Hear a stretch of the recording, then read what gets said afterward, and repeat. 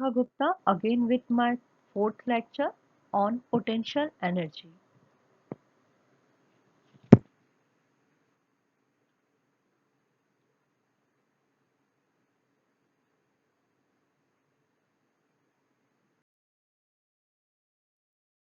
Now I'm going to explain potential energy.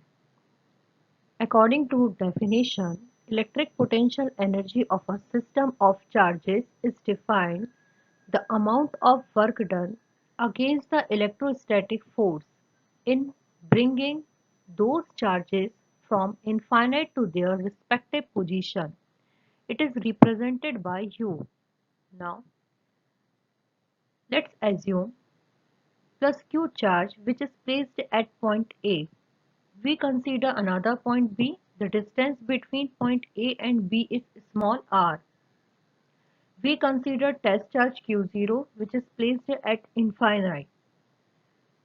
If we are displaced test charge from infinite to point B, अगर हमको उस test charge Q0 को infinite से point B पर displace करना है तो वो इतना इजी डिस्प्लेस नहीं होगा.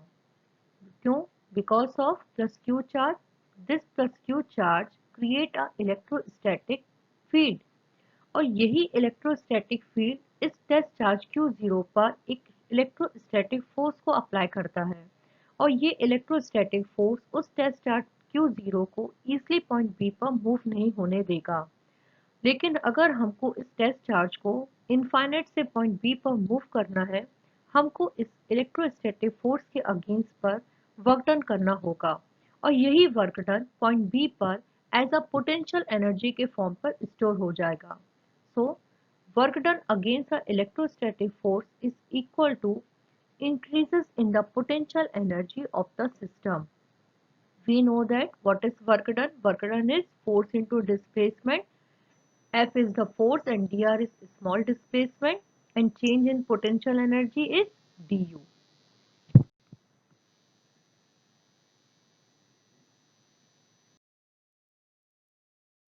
Where du is increases in potential energy, dr is displacement and F is force. Let's explain expression for potential energy. We consider origin point O. The test charge, the charge plus Q placed at origin point. We consider test charge Q0 which is placed at point A. The distance between O and A is small r1. We consider third point B. The distance between point O and B is r2. Fe is electrostatic force. If we want to move test charge Q0 for small displacement dr against the electrostatic force Fe, अगर हमको इस test charge Q0 को point A से small displacement dr करना है तो हमको उस इलेक्ट्रोस्टैटिक फोर्स के अगेंस्ट पे वर्क डन करना होगा और वी नो दैट यही work done as a potential energy के फॉर्म पर स्टोर होता है. सो स्मॉल डिस्प्लेसमेंट dr के लिए पोटेंशियल एनर्जी में भी चेंज स्मॉल होगा, du होगा.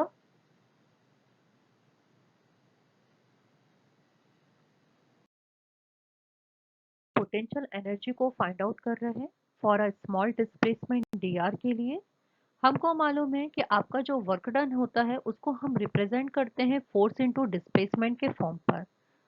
अगेन यही वर्क डन आपके एज अ पोटेंशियल एनर्जी के फॉर्म में स्टोर होगा, इसीलिए हम इस पोटेंशियल एनर्जी को भी फोर्स इनटू डिस्प्लेसमेंट के फॉर्म में रिप्रेजेंट करेंगे. यहाँ पर आप देख सकते हैं कि इक्वेशन 1 में आपका जो पोटेंशियल एनर्जी है वो एक नेगेटिव साइन को रिप्रेजेंट कर रहा है. ये आपको ये बताता है कि जो भी आप वर्क डन कर रहे होते हैं ये वर्क डन आपके इलेक्ट्रोस्टैटिक फोर्स के अगेंस्ट में है, इसीलिए यहाँ पर हम चेंज इनटू पोटेंशियल एनर्जी को एक नेगेटिव साइन की तरह रिप्रेजेंट कर रहे हैं. अब हमको क्या करना है? अभी तो हमने एक स्मॉल डिस्प्लेसमेंट dr के लिए पोटेंशियल एनर्जी को चेंजेस देखा. अब क्या करेंगे हम कि वो जो टेस्ट चार्ज Q0 है जो कि पॉइंट A पर आपका प्लेस्ड है, इस टेस्ट चार्ज को हम पॉइंट A से पॉइंट B पर डिस्प्लेस कर रहे हैं. अब इसी डिस्प्लेसमेंट के लिए अगेन हमको मालूम है पोटेंशियल एनर्जी में फिर से चेंजेस होगा. वो पोटेंशियल एनर्जी में चेंजेस को फाइंड आउट करने के लिए हम इस small changes of potential energy du को इंटीग्रेट कर देते हैं और इंटीग्रेट की जो लिमिट होगी वो लिमिट होगी R1 से R2। क्यों होगी R1 से R2? आप देख सकते हैं कि ओरिजिन से पॉइंट A का डिस्टेंस कितना है R1, ओरिजिन से पॉइंट B का डिस्टेंस कितना था R2। अब हमको यदि पॉइंट A से पॉइंट B पर टेस्ट चार्ज को डिस्प्लेस करना है तो उसके डिस्टेंस पर आपका वेरिएशन कितना होगा R1 से R2। इसीलिए हम पोटेंशियल एनर्जी को फाइंड आउट करने के लिए लिमिट का जो वैल्यू यहाँ पर यूज कर रहे हैं वो वैल्यू है आपका R1 to R2। Okay, put the value of potential energy for a small displacement dr. The value is minus Fe into dr. Again, according to Coulomb's law, the force between two charges is represented by force equal to 1 upon 4 pi epsilon naught q into q0 upon r square into r naught.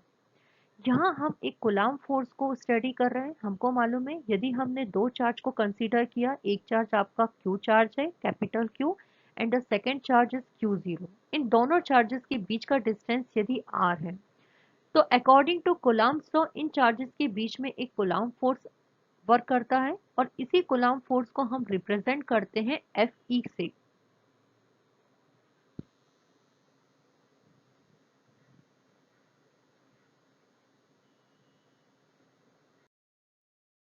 Now we put value of du. Du is that force into displacement. The value of force is negative sign of 1 upon 4 pi epsilon naught q0 upon r square r cap into dr. We know that the value of 1 upon 4 pi epsilon 0 q0 is a constant value. Now we integrate the value of 1 upon r square. They give the value of potential energy del U equal to 1 upon 4 pi epsilon naught q0 in bracket 1 upon r2 minus 1 upon r1.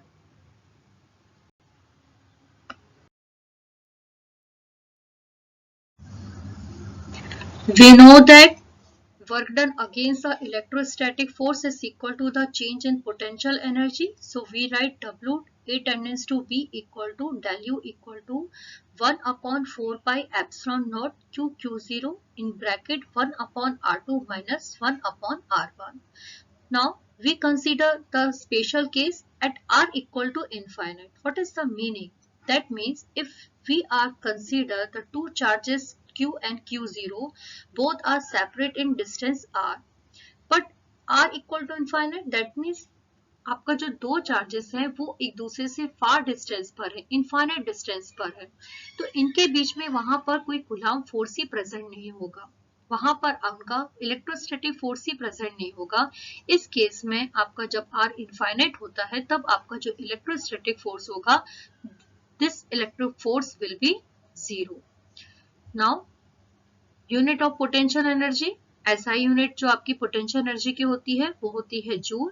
यहाँ पे कुछ basic इसके value है कि 1 electron volt equal to होगा 1.6 into 10 to the power minus 19 joule and 1 mega electron volt equal to 1.6 into 10 to the power minus 22 joule and 1 kilo electron volt equal to 1.6 into 10 to the power minus 16 joule. Okay, thank you.